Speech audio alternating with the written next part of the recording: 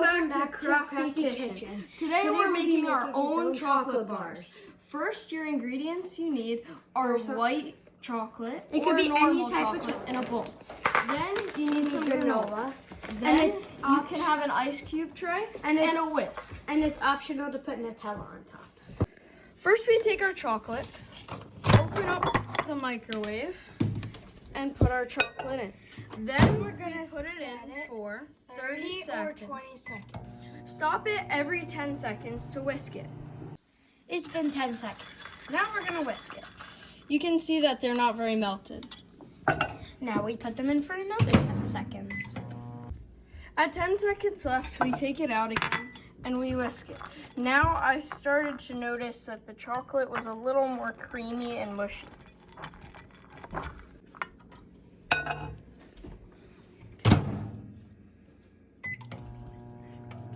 Now we'll whisk it up again. As you can see, it's almost melted. If it's not fully melted, you can put it in for another 10 seconds or more if needed.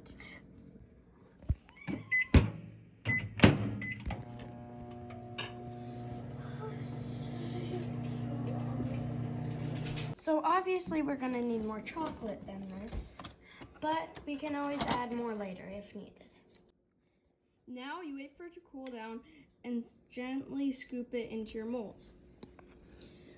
Make sure you use something like a fork so that it doesn't get caught all over the whisk. Or fork.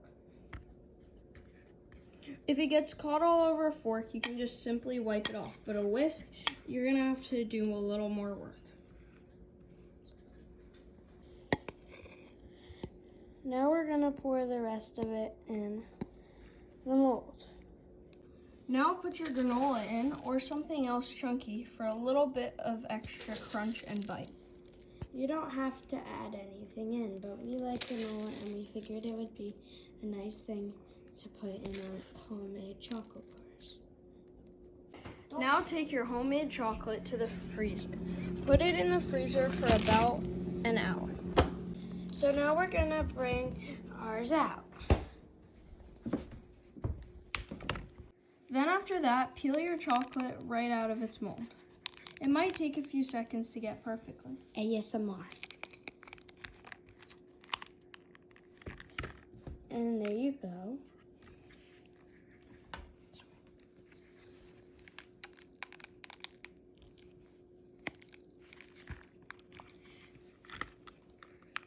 Sometimes the chocolate bars break, but that's all right.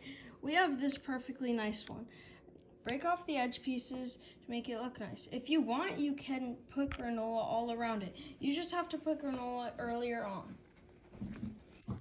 If you let them cool for like 20 minutes instead of an hour, or they can have a melted chocolate inside, which is a really cool thing to have.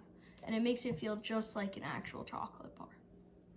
She loves her Nutella, so she took Nutella and put it on a whisk and put it all around the top of her chocolate bar.